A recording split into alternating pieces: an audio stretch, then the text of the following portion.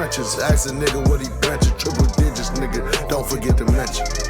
Whole hard in the trenches. Ask a nigga what he benching. Triple digits, nigga, don't forget to mention. Don't forget I got memories, dead stain the whole room if I let him bleed. Shit was dark, I let this little light of man. I don't want to cut the song off, but we got work to do. We got work to do. Oh, man. All right. Here we go. There we go. Woo. Welcome back to another episode of the Trap or Die podcast. I've done a few aftermath shows, streams, and I'm trying to narrow down like a concept for the Monday shows. I've been tweaking things here and there and trying to find what's some right things. And now that the regular season is here, I think I got a little structure going. I'm gonna see how this one goes today. But I hope everybody is well. I hope everybody who is tuning in and listening podcast, whether it's YouTube, Twitch, iTunes. Hope everybody's doing good, man, because I just want you all to know. First week of the season is not the end of the season, everybody. It is not the end of the season. I hope everybody enjoyed their first football Sunday of the year. The first NFL football Sunday of the year. Because there were some really good games on. Well, for me, I don't know, because I'm a gambler. You know what I'm saying? It wasn't that many good games on, at least in the 4 o'clock hour. A lot of the good games are really on in the 1 o'clock hour. Blowout City. Oh Lord, I gotta make my bet still for the for the Ravens and Raiders. But yeah, not that many good games in the 4 o'clock hour, but Blowout City with the Rams and the Bears. So I'm hoping tonight it turns out pretty well. I'm leaning the Ravens for those who are gambling. Matter of fact, let me check the spread right quick before we even continue. You know what I'm saying? I got to do my thing. I'm doing my homework as I'm doing this. Oh, 3.5. Wow, the spread dropped. Okay. All right. Okay. Chiefs game was nice. Absolutely. All right. So everybody, appreciate everybody who's tuning in, all that good stuff. Twitch, if you're watching on Twitch, follow. If you aren't, YouTube, if you are watching the playback of the stream, like, subscribe, all that good stuff. Podcast, if you are listening to the podcast, please subscribe, rate, review, help us out, all those good things. First and foremost, let's go ahead and get into the most important thing. Now I think it's safe to say, I mean, if you were listening to my previous stream, I did get hate rated yesterday, but I think it's safe to say, and if it does happen, I want to give you all the heads up, everybody who's actually here in the live stream, if something goes wrong, in terms of like the calls or something that happens in the chat box, I want to apologize in advance because I have to clean it up, and I'm going to take some time to do that this week. It's a long story, but at the end of the day, there was some racists in the chat yesterday that kind of screwed a lot of things up, and they're still following me right now. So I have to clean that up. With that being said, I'm going to give out the number for everybody to call in. 443-242-4479. If you want to get things off your chest, dealing with the aftermath of the Chargers and Washington football team, the floor is yours. I'm taking calls all throughout the show. This isn't going to be the long show. It's probably about 30 minutes or so. Just cleaning up some things, some items that happened after yesterday. And I did pose a question if you all wanted to answer it. And it was, has your expectations for Washington football team changed after their loss to the Chargers? What was your expectations and have they changed? So that's that. It's a lot to start with. Let's clean it up. T said, what's going on, T? I don't want to hear top 5 anything until I see something better than yesterday. Absolutely. Sleezo, yes, F the Jets. But you had a couple, and we talked about it right now. I'm not gonna sit here and say I was perfect. But just to remember, like when you have those parlays, for those who don't know, Sleezo, my boy Sleezo, had a 10-team parlay. So 10 different bets had to hit on one ticket. And when it didn't hit, it was going to be that type of situation. So let me go ahead and take our first call, and we will transition back to the fan experience at FedEx Field. That was worth noting. All right. Let me make sure that I got the call in. All right, there we go. Hello, who is this? He questioned me with that. Who is this? Yes, sir. You already know, Man. bro. What's good, man? I'm What's about to good? drop some knowledge. Hey, so the floor is yours. I'm gonna give it to you, man. Let us know where you at, man. I know it was a rough outing. You are my mans though, cause I love your takes after games, cause it's like I laugh at them, and then I know like what you're saying is 75% true, but also it's like, damn, bro, it's only one game. But yeah, floor is yours, my brother. Go ahead. Yeah, for sure. After yesterday's loss, I told myself I'm not going to overreact. One, I was too drunk to really even feel the pain of the loss. So I was cool. I was cool. I said it is week one. But I texted you earlier. I said if Heineke is Colt McCoy, we don't know what he is. If he is Colt McCoy, then we are in trouble. And it's going to be a long year.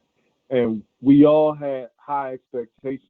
No one really knows what Ryan Fitzpatrick injury is thus far. I've heard 3 weeks. I've heard 6 weeks. I've heard it was the same as Tua's injury.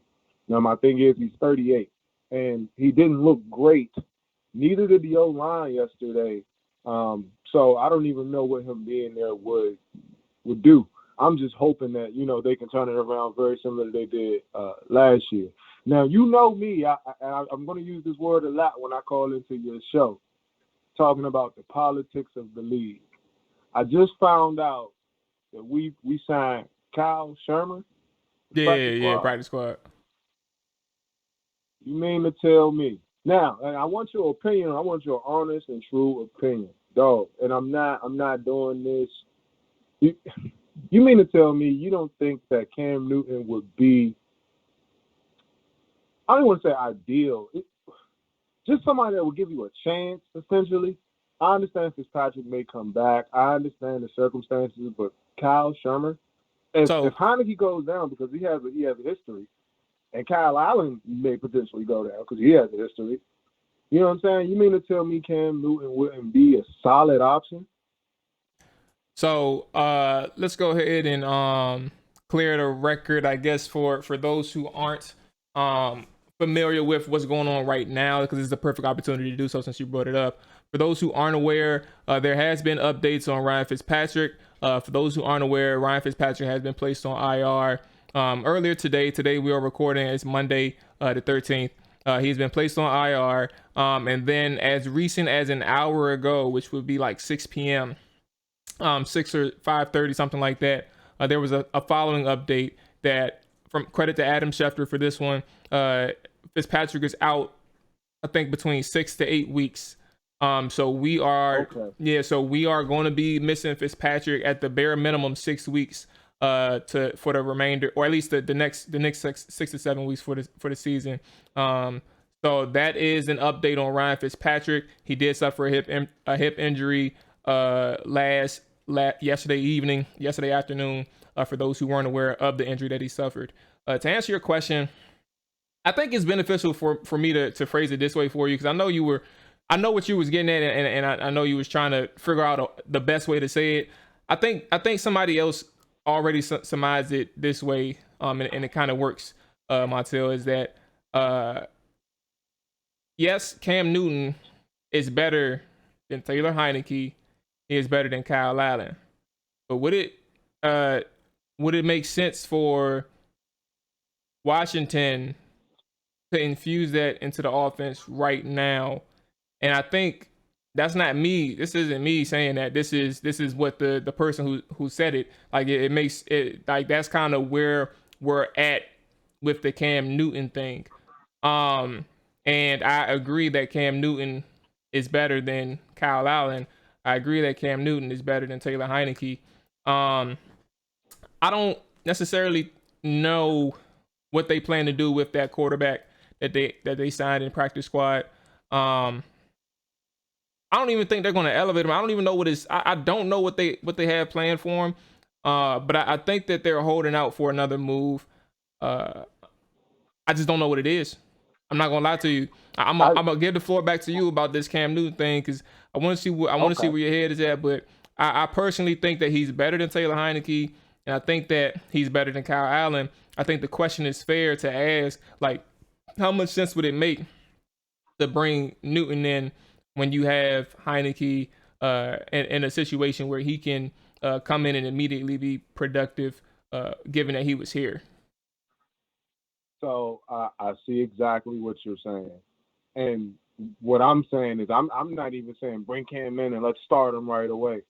Let's bring Cam into the practice squad. Because you have the ability to do that now. Let's keep him as a safety net. Let's implement some plays that he's been accustomed to while you were in Carolina. You know what I mean? Just somebody that gives you a chance, because right now, and it's only week 1, but if Thursday comes around and Heineke's fumbling the ball and he's banged up like he is per usual, this is going to feel like a lost season. And it's going to feel like that in week 2.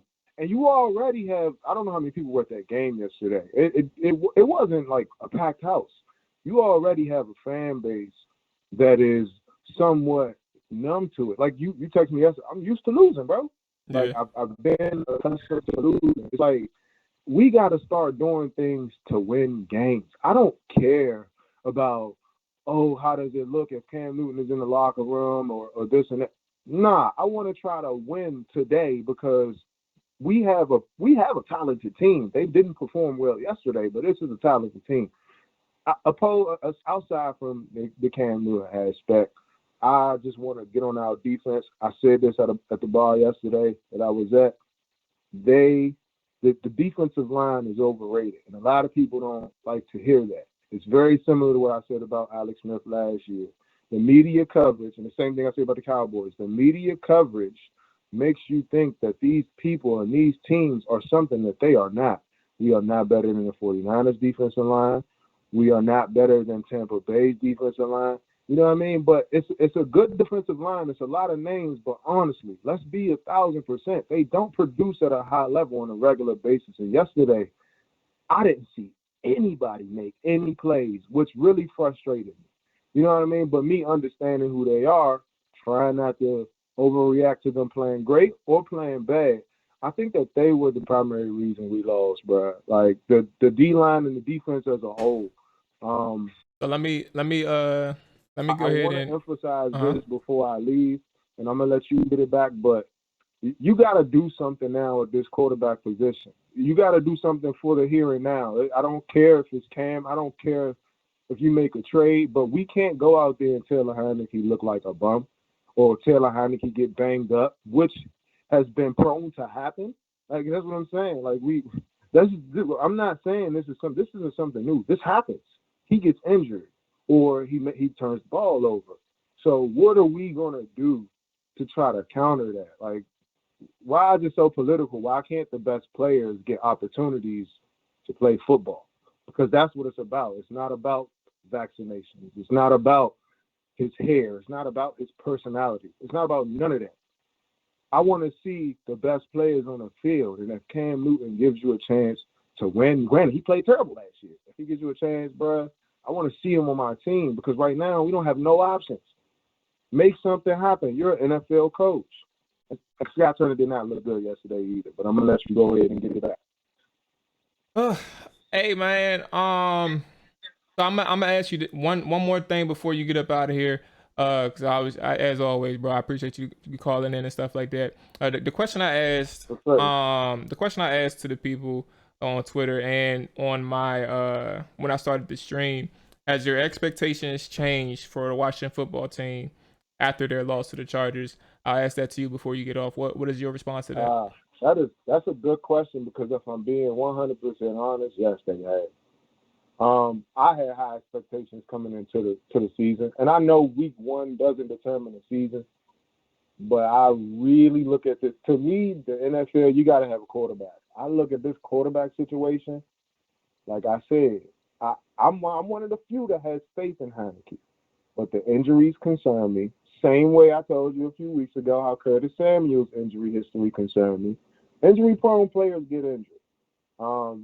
I think with Fitzpatrick in the game, I'm a little more confident just because he didn't really have an injury history. It was just like more so he was a gunslinger and he would win your game or lose your game. But I was confident that Fitzpatrick was going to light some teams up this year. Now I don't know with Heineke. Now I have faith because I have hope that really I don't really have a choice. But Right. like I said, we got to see Thursday, because if he come out there, he's turning it over. I really think that if some teams get some tape on Heineke, we might be in trouble, dog. So it's like if Fitzpatrick is out for 6 to 8 weeks and maybe longer, it might be a rough go this year. It might be, and I think that is what changed my perspective more than anything. My expectations. It's like it wasn't the fact that we lost. Had we lost and Fitzpatrick finished the game out, you know what I'm saying, and we lost 16 to 20, or even if he didn't make a lot of plays, I would have been like in my head, you know what, Fitzpatrick, he gonna come out there and light somebody up for 3 touchdowns, But again, we'll see how Thursday goes. Yeah. It's a long season. It's a long season, so I don't want to be, overly pessimistic, but that is a concern. And if you're ignoring it, that's a concern. And I don't know what to tell you. Just don't get your hopes up too high. You got to see what this man look like number 4. Yeah, you gotta absolutely. see. We haven't even seen, we've seen like 6, 7 quarters, eight, probably 8 at most. I like them. 6, 7 quarters of Yeah, Heineke. So I like what I've seen. yeah, so we need to see a little bit longer form version of Heineke and see how he holds up against multiple teams in one season versus just sporadic moments in different seasons. So all right, hey, I appreciate you calling in, bro. Obviously we know where we are with Cam. We've been talking about Cam for a good little chunk of change. The people don't know that, but we've been talking about Cam for a little minute. And you and Nick been going. I feel like you and Nick been going back and forth. Oh, yeah, I really want to expand on it. You know what I'm saying? Going down the road on another show, because I know the Skins just played yesterday, so we wanted to get in the net. But I really want to talk about the politics of the NFL specifically. I don't know if you could just put a segment aside for me. It could be 15 minutes, but I really want to speak on that. And it's not just in regards to Cam, but a lot of players in the NFL, and we see it. We see it so often, but a lot of times we ignore it as fans. But to me, it kind of taints the game, and it sucks because this is a sport that I really love. So again, we'll talk about that later, though. Yeah, we'll talk, man. And hey, enjoy the game tonight, bro. I'm about to fire up the grill in a second after this joint is done and check in. Oh, see, smart man, man. Now before I dip, Ian them wasn't on the show today, was they? Nah, that's tomorrow. They'll be on tomorrow. Yeah, okay, I seen y'all game plan. All right, man. All right, take it easy, big dog. All right, bro. You be safe. All right. So that was my boy Montel. To answer your question, T, and I'm gonna circle back to some of the things that he said, but I don't know if RG3 was being serious with his tweets. The thing that kind of threw me off, for those who don't know, or those who aren't on Twitter listening to this, RG3 had a series of tweets since Sunday. And this is what kind of threw me off, T, is the fact that before he tweeted that he should be signed by Washington or Washington should come get him, he made a tweet about Jameis Winston, congratulating him in a very weird way about some crab legs.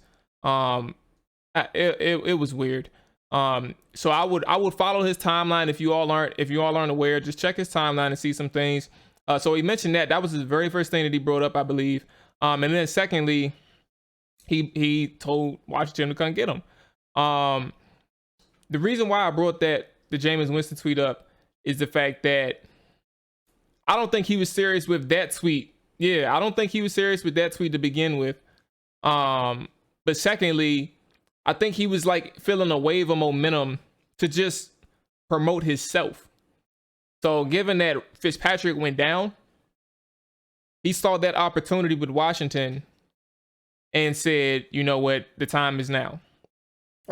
So yes, it was very weird. And Sleezo, it wasn't. It was kind of crazy. So what's going on, Cole? Cole mentioned that Cam is too big a distraction and isn't good enough to warrant that. I agree. I think, again, I got to reiterate. So I wish I could credit the person who mentioned this. And this is the last thing we'll kind of speak on Cam. But he's better than Heineke. He's better than Allen. But is he the best fit for this team right now, given the situation that they're in? Heineke can come in and produce immediately. Technically Cam could. He could just run the football.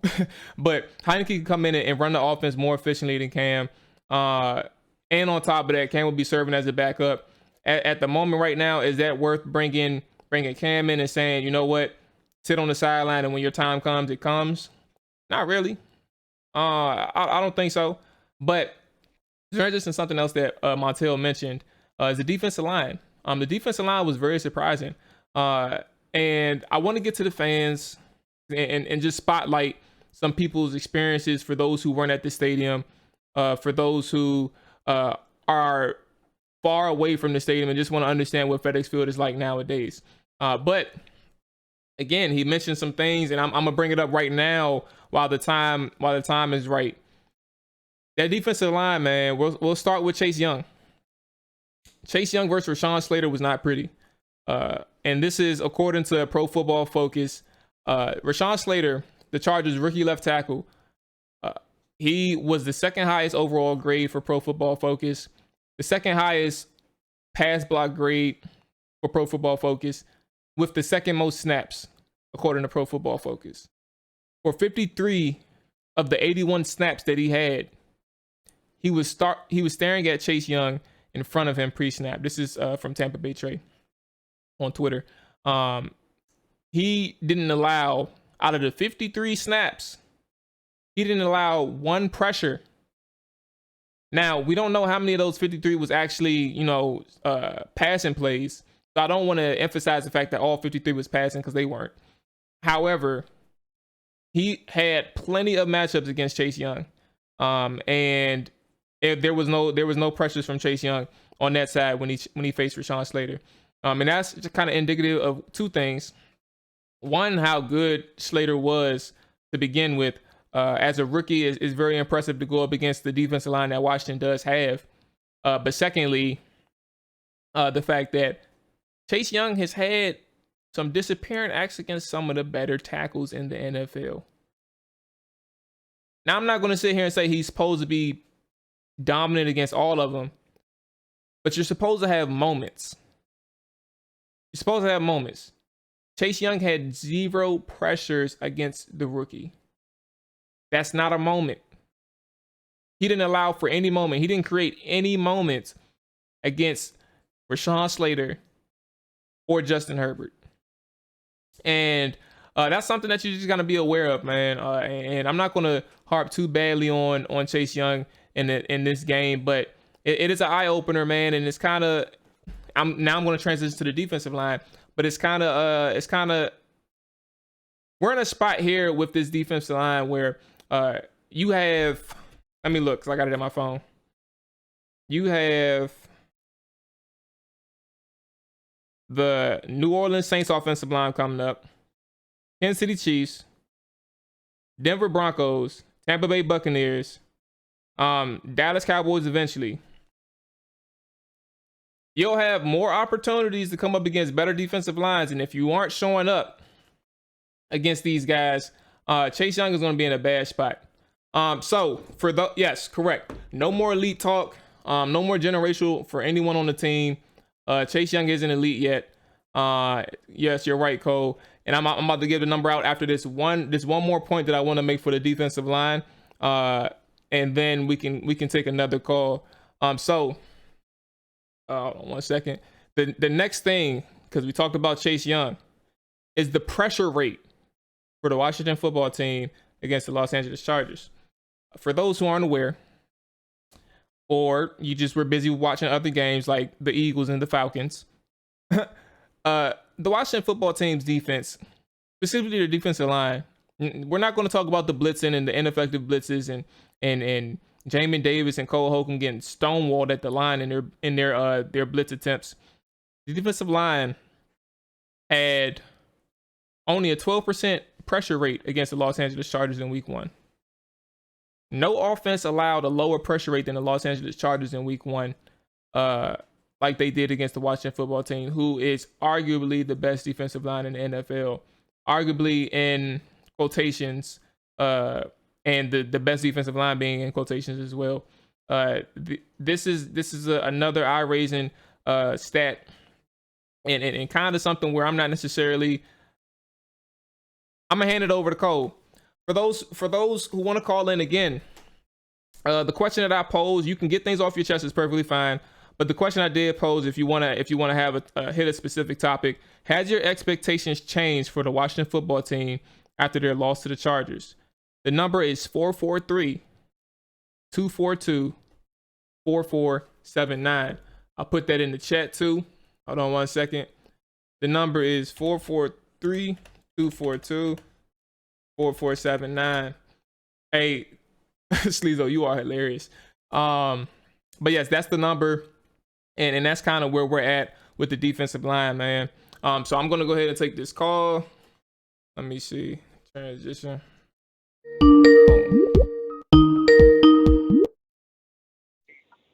All right, there we go. Who we got? Is this Cole? Yeah, it's Cole. Yes, sir. What's going on, boss man? Good to speak with you. No, thanks for taking my call. I appreciate it. Absolutely, right, man. Go ahead and get things off your chest, big dog. You got the floor. Yeah. Oh man. So I mean, I went to the game yesterday, and it was good to be in there after 2 years. So I mean, that was good. The fans were loud. There weren't too many Chargers fans there. It was a good overall experience. So, I guess like the biggest thing for me, like that stadium at the beginning of that game was as loud as I can remember it being. Mm-hmm. The fans were bought in. Everybody was loud. And that first drive, I think the Chargers won the coin toss. They got ball first. We had exactly what we wanted to have. We had our unit, the unit we've been building for years and years, on the field first. Yep. With the crowd going crazy. And they came and they just drove the ball down our throat. It was surgical, right? Yep. And right there, that set the tone. And then, as a fan, you get all those feelings of, here we go again, nothing's changed, all that. So basically, like the game itself, I was very frustrated with the game. But I think there's two ways to look at this. There's a short-term point of view. It was the game we lost, yep. 0-1, game we had a chance to win. But there's also a long-term view. The decision to make this a defensive team was made before Ron Rivera was brought here, right? Like, I mean, this goes back to 2017. They drafted John Allen, and ever since then, they've been doing the first-round picks. Basically, we're deciding to build a team in a way that is the complete opposite of what the league is doing. The league is an offensive-first league, and we're saying, oh, that's okay. We're going to build a defensive team. We're going to shut these teams down. I disagree with that 100%, but that's what we decided to do. So, all right, cool. I got to go with it. But the thing is, when you do that and you get these, first round draft picks, they can't have games like last night. They can't have games like against Tampa Bay or some of the other games they come up against elite quarterbacks. Dude, the Rams. The thing is, this is what the Rams. You come against some of the NFL is skewed towards offenses. It's just too easy for these offensive coordinators to scheme up quick passes that will neutralize your pass rush. No matter how many you can have Reggie White and Derek Thomas on both sides of your defensive line, it don't matter. The league is built. It's built to neutralize that that type of attack. It's not 1985 anymore. This is what we decided to do. So this is what we decided to do. I'm sorry, Chase Young. I love Chase Young, PG County, all that. He cannot have games like he had yesterday. You got to see what an actual dominant edge rusher was when Joey Bosa. Yep, I was in the game literally every play. Joey Bosa was in the backfield. Like I looked on PFF and after the game, I think he only had one sack, but he had like 4, 5, 6 pressures. And then I look around the league. Chandler Jones had 5 sacks yesterday. T.J. Watt was terrorizing. And then you also look around the ring. Both Bosa brothers, they've been good since rookie year, jump, yep. wrecking games. And I guess my point is, this is the way we decided we're smarter than everybody else. We don't want to do offense first. We don't got a quarterback, all that. We're defense first. Well, then you can't have games like yesterday.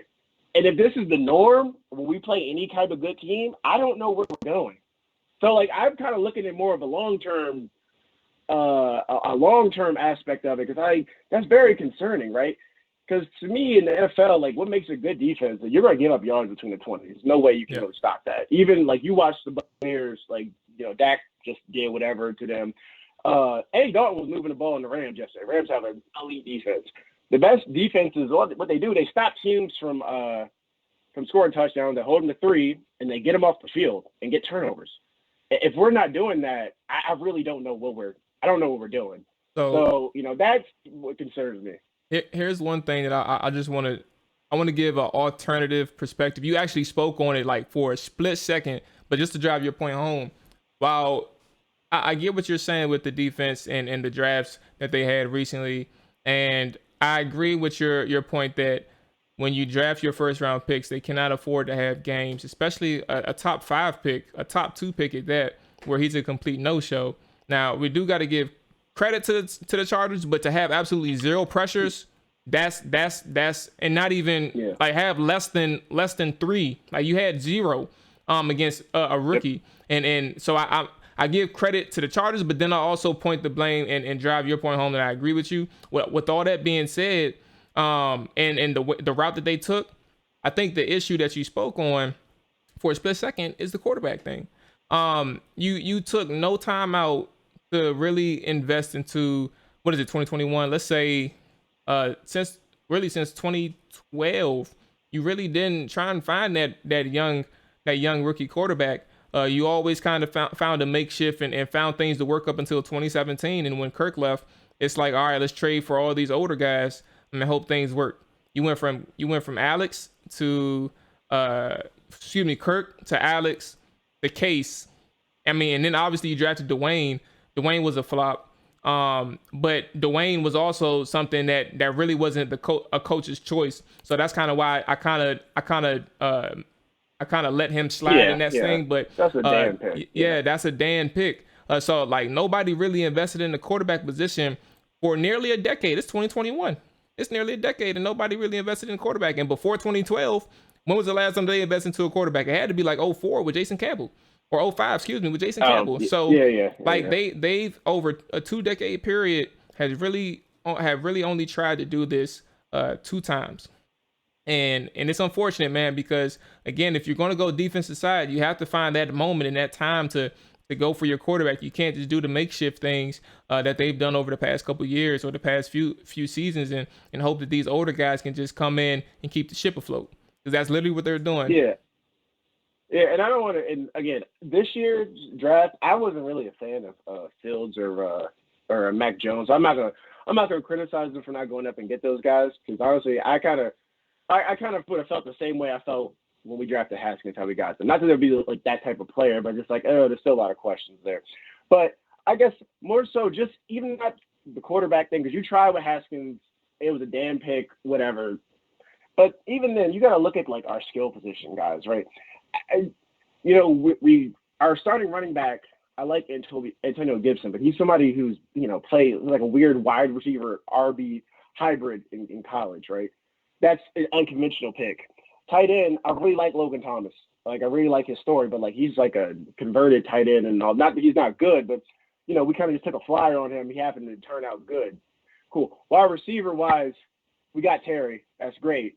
I'm really excited for De'Ami Brown. But then, Curtis Samuel, that wasn't my first choice in the free agent period to get Curtis Samuel. I'd rather would have had somebody like Kenny Galladay or something like that. I feel like Curtis Samuel, even the injury stuff aside, is just somebody who's like a, kind of like a gadget type Tavon, like a rich man Tavon Austin type player.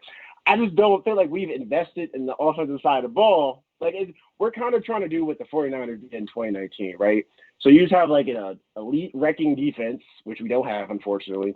And then you have a quarterback, you just say, all right, don't screw up too bad, which is why they signed Ryan Fitzpatrick. But even if Fitzpatrick play, he's going to screw up. So that's like a strange plan. But you have just guys on offense that can just go and, make plays here and there, but the onus is on the defense. And, now we're just seeing that plan. I mean, is that really a sustainable plan to win? Like the 49ers made the Super Bowl doing that a couple years ago. Sure, but then you look at most of the playoff teams now. Most of the playoff teams that make the playoffs year in and year out are teams that are threats to score 40 points every game. And I'm still like, I'm not like off the bandwagon or anything like that. I mean, it sucks about the Fitzpatrick thing. That adds a whole other element to it right now. Yeah. Like now you have uncertainty. So you can't even really get to decide if the plan is working or not because like somebody like Scott Turner is always going to have an excuse to fall back on now, right? Oh, well, Ryan Fitzpatrick's hurt, so, can't really judge me fully. But it's just, it's just frustrating, right? We were all so excited going into the season, and now it's a gut punch, man. That Chargers game was a gut punch, man. They came in here, they set the tone from the get-go. The Los Angeles Chargers did, and essentially, while only scoring 20 points, like our good man Marshall says, the devil is in the details, man. And if you're looking at the scoreboard by itself, the box score, you're not going to understand how dominant the Chargers was in that game, being able to take over the game with their time of possession. Look, I didn't even realize this until I heard somebody say it earlier today. The Chargers had 9 possessions total in the game. 7 of them ended up in Washington's red zone. 7. 7 of them ended up in like Washington's they had red zone. a million drives. Yeah. Yes. But they only had 9 because they had the ball and literally I gotta give fans a ton of credit in the stadium. I mean, like we were loud like the entire game. Like even like in the ebbs and flows of the game, they were dominating early. But every third down, the fans were loud. But like every third down, it's just a conversion, right? It's just, Keenan 19 Allen, times y'all had to make noise, or 18 times y'all had to make noise. Yeah. Yeah, Keenan Allen live, bro. It's just something about watching elite players live. Like Keenan Allen is so good out of his cuts and just the way he just stabs at the ball. Like that's just a talented team, man. Like that they really are. Like, jeez. Absolutely, man. And Cole, I'm gonna ask you this before we get up out here because I appreciate you calling in. Yep. I'll ask you this one thing. Has your expectations changed for Washington football after their loss to the Chargers? Oh yeah, of course that was the question. My bad. Sorry. No, you're good. You're good. Yeah, right. So like before the season started, if you follow me on any type of social media, like most of the time I'm pretty like pessimistic or realistic. This was the first time I actually felt like a fan, and I was like, you know what, we're gonna win 11 games this year. Like the defense is gonna be dominant. They were I think number 4 in DVOA last year. We're gonna be right around there. The offense is gonna go from I think they were dead last in DVOA on Football Outsiders. They're gonna be like half, maybe 16th, whatever, and you're going to win 11 games. I mean, after yesterday, is just kind of, you're back to, this team just is that same team that, we've all watched for for people like you're probably around my age, our lifetime. So honestly, I'm expecting them to go out and probably get roasted by Daniel Jones on Thursday. So yeah, my expectations have definitely changed. Unfortunately, I'm at basically, you have to prove it to me. Same thing with with the Capitals and the playoffs and the Nationals. Like, no more expectations. When you do it, I'll be here. I'm not leaving, but when you do it, then I'll be here. So. Yeah. Absolutely, man. Cole, I appreciate you calling in, man. And look, we got a game Thursday, my brother. So we got a short turnaround. We forget about the Chargers game and focus on these Giants, man, and try and get this New York Giants monkey off our back, bro. Oh God, hope so. Yeah. Absolutely, right. Bro. You be safe, big dog. Enjoy the game tonight. All right, thanks, man. All right. Okay. All right. So that was our guy Cole calling in, man. Good guy. I've been following him for years. It feels like years. Okay. So he mentioned the fan base a few times, and I'll get through. I'm gonna close out on the good note because there was a lot of good things that came out of this question that I asked. I can't. I got 2 things on my agenda that I got to talk about that's negative. And then I'll close out on the fan base. Okay. So we mentioned the third downs, right? 18 third downs that the fans had to make some noise for. Cole mentioned that they were pretty loud. So there was 19 total attempts, but the 19th was a kneel down. So 14 of 19 was the Chargers conversion rate on Sunday afternoon against the Washington football team. According to Matt Paris, who found this on Pro Football Reference, Washington's 13 third downs allowed are the second most in franchise history. The 1994 Redskins gave up 14 third downs to the Philadelphia Eagles in Week 6. He mentioned it at 3:55 p.m. yesterday, Sunday, during the game. So clearly that was not done yet. And shortly after, obviously, he mentions, there it is. Ties a new record. In 1994, the Eagles converted 14 of 21 third downs. The Chargers are 14 of 18. So the Washington football team tied a record. This vaunted defense that a lot of people mentioned was the heart of this team and was supposed to take over and carry the team if the offense struggled. The thing is, you weren't expecting the offense to make a jump from 30th in the NFL to top 10. It was because the question of this Washington defense take another step with the talent that they added. And that's not the outing that you want to have in your week 1 opener. Ron Rivera, Jason Wright, all of these people who I forgot the other dude who had just joined too, guy with fan relations and stuff like that. But these guys are encouraging fans to come in here, and the fans met them halfway. They showed up to the stadium. And what does Washington do when the fans come up and say, you know what, Ron, you know what, team, we got your back. This is a new year. We're loving what you guys are doing. They put up a dud. And the best side, or presumed best side of the team, the defense, put up a major dud, and that's just not the stain that you want to leave your team and your fan base at home in that first game of the season for the 2021 campaign. Short turnaround coming up, so hopefully Thursday things work out. So I will say that was one thing, and then the next thing is something that I just found interesting because I'm young. I'm 27. I'm turning 28 in a couple months. This is from a Michael Phillips tweet. It's kind of depressing. But I'm gonna get this out the way, and then we'll transition to the positive. Okay, Washington football team record by. Because for those who don't know, local beat reporter JP Finley of NBC Sports Washington turned 40 this past week. So he just did a record count by his age. So his youth, Washington was 101-51 throughout his youth years. 101-51 was their overall record. During his teens, they were 77-82-1. During his 20s, they were 68-92. During his 30s, they were 63-96-1.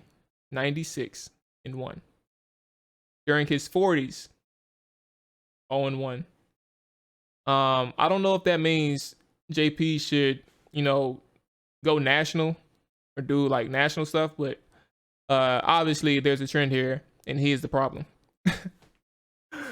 No, I'm playing, but it's not that good right now, man. And unfortunately, we're in that space where Washington is trying to turn things around. And like I mentioned briefly just now, this team is trying to get the fans back involved. And Ron Rivera mentioned that he peaked. The fans has their curiosity peaked. But if you aren't showing up, man, like that talk, everything that you all got going on, the football Friday practice, man, where you speak to the fans and try to get them hyped up for the season, which is what you're supposed to do.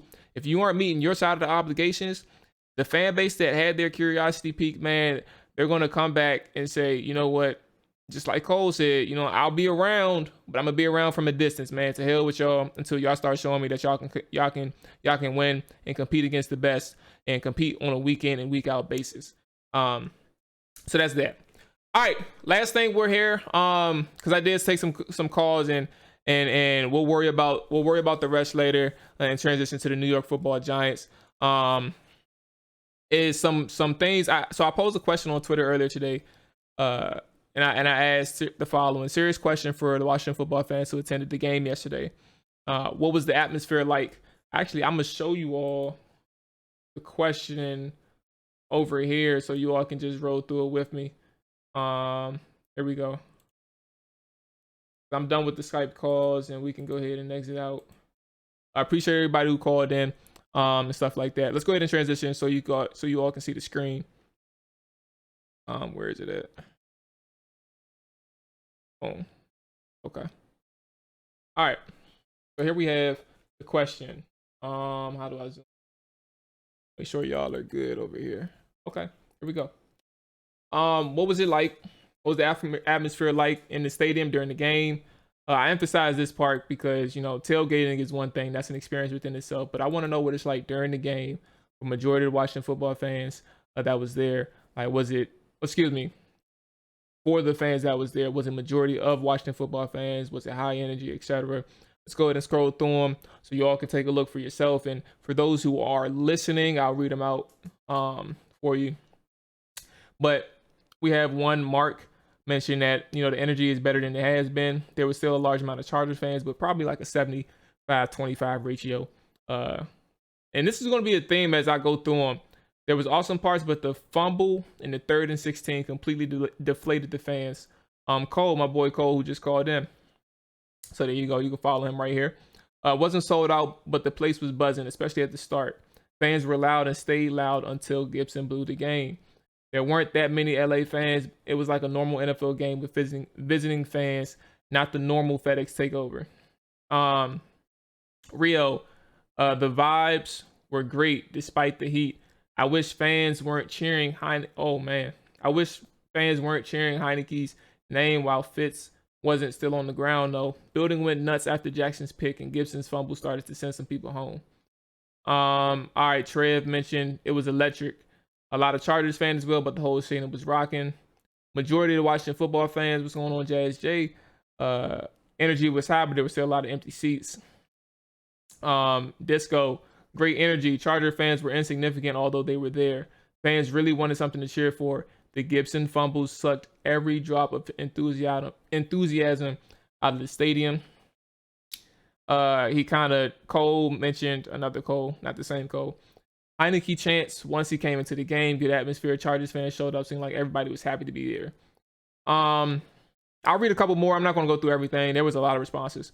I sat on the visitor side, lower level, and I was surrounded by a good amount of Washington football fans, and it was super energetic throughout the game. Great atmosphere from where I was.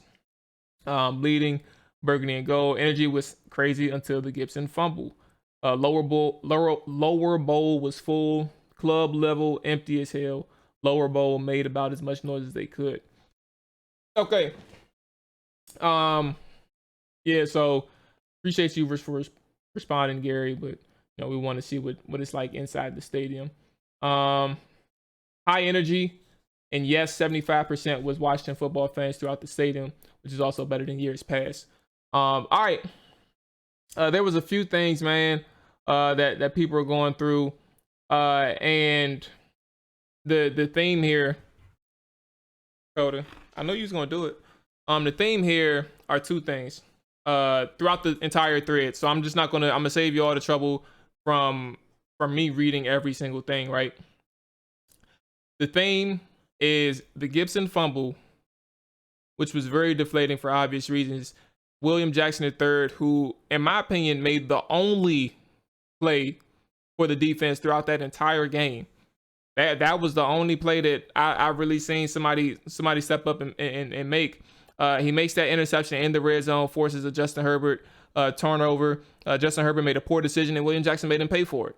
And Antonio Gibson comes out the very next play, if not the second play afterwards, and fumbles the football inside the 5, and it turns into a Los Angeles Chargers touchdown. Very deflating for a team who was really struggling to grasp momentum and take over the game. That's the first thing. But secondly, you're talking about these guys.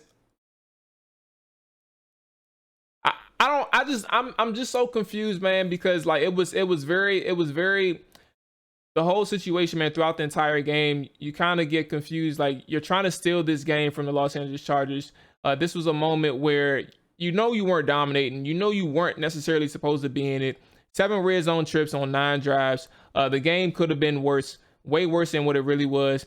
If they went 7 for 7, you're looking at 49 points. 49 points. So that was the most possible, according to their red zone attempts, that they could have scored.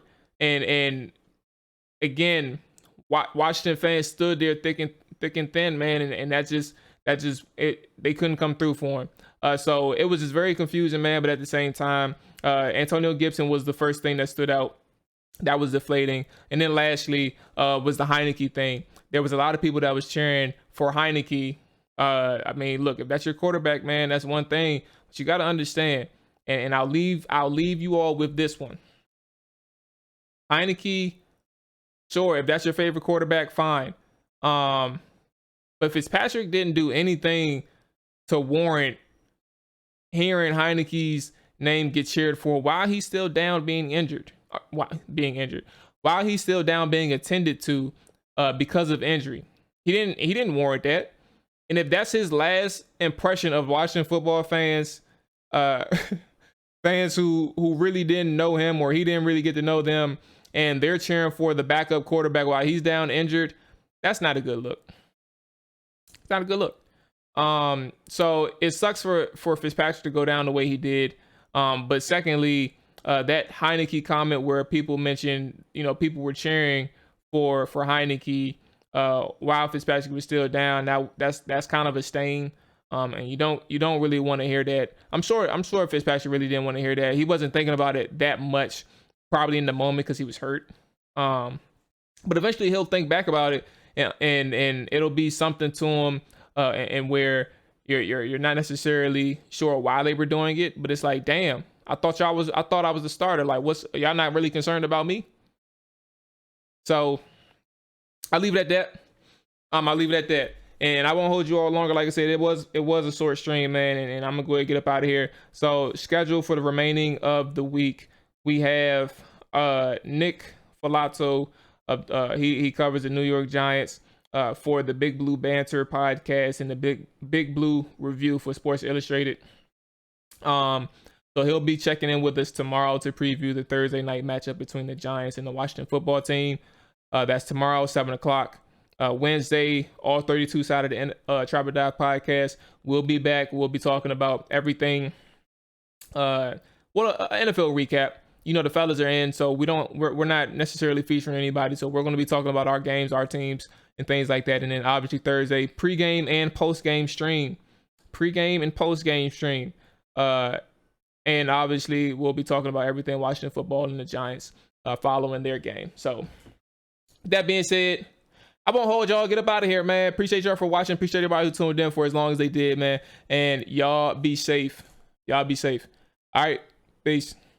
Whole hard in the trenches. Ask a nigga what he benching. Triple digits, nigga. Don't forget to mention. Whole hard in the trenches.